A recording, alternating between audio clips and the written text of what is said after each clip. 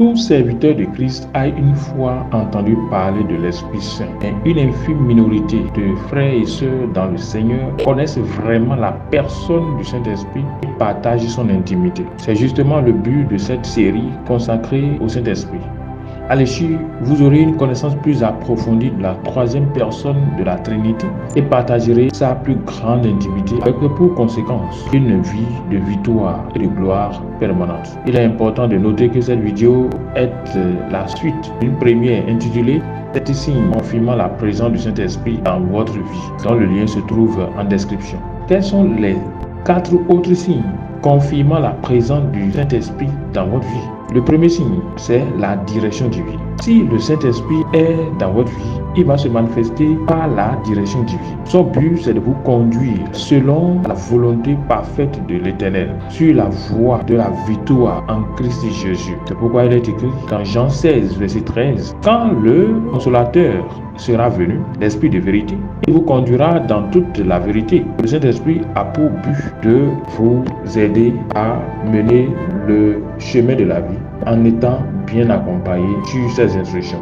Il est aussi écrit dans le Luc 4, 1 que le Saint-Esprit a conduit Jésus-Christ dans le désert pour qu'il soit tenté. En tant que chrétien, vous devez être constamment conduit par le Saint-Esprit. Plus vous obéissez à la voix de l'Esprit, plus vous allez entrer dans l'intimité avec lui, vous allez mieux le connaître, avec pour conséquence une vie extraordinaire. Le deuxième signe, bien évidemment, la révélation et une meilleure connaissance de Dieu.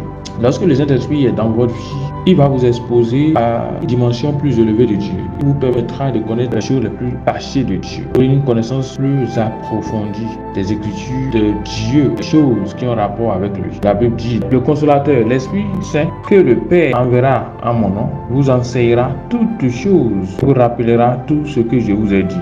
Jean 14, verset 26. Il est écrit aussi dans le livre de Éphésiens 1, verset 17, afin que le Dieu de notre Seigneur Jésus-Christ, le Père de gloire, vous donne un esprit de sagesse et de révélation dans sa connaissance. Le Saint-Esprit a pour rôle majeur, en tout cas l'un des signes de ce que le Saint-Esprit est dans votre vie, c'est que vous avez une connaissance plus approfondie de Dieu et de tout ce qui a rapport à lui. Le troisième point, c'est le parler en langue. Parce que le Saint-Esprit est dans votre vie, l'un des signes de cela, c'est que vous devez parler en d'autres langues.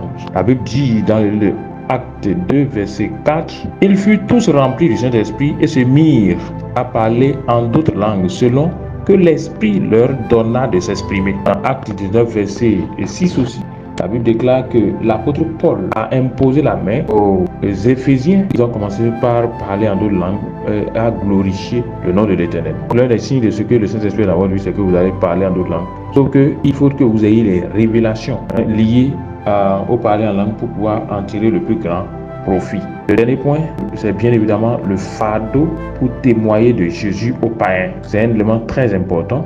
Lorsque le Saint-Esprit est dans votre vie, vous aurez cette envie de pouvoir parler de Jésus. Puisque la Bible dit, le Saint-Esprit ne parle pas de lui-même, mais il témoigne de Jésus-Christ. Jean 16, verset 13. Si le Saint-Esprit est dans votre vie, l'un des signes de cela, c'est que vous serez porté à parler de Jésus plus spontanément.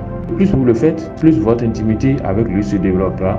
Puis alors vous allez mener une vie de victoire et de gloire. Acte 1, verset 8 dit, vous recevrez une puissance, le Saint-Esprit survenant sur vous. Et vous serez mes témoins à Jérusalem, dans toute la Judée, dans la Samarie, jusqu'aux extrémités de la terre.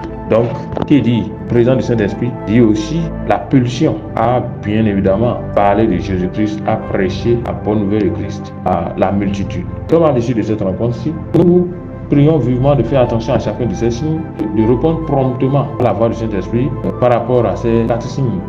Et vous allez voir que votre intimité avec le Saint-Esprit se développera au fur et à mesure. Nous sommes donc à la fin de cet échange. À l'instant, je prie pour vous et je demande que les écailles tombent de ses yeux. Je déclare que l'Éternel Dieu vous donne accès à son intimité au nom de Jésus-Christ. Il vous donne accès à son intimité, qui vous donne de le connaître, de le connaître, de le connaître, lui le vrai Dieu, au nom de Jésus-Christ.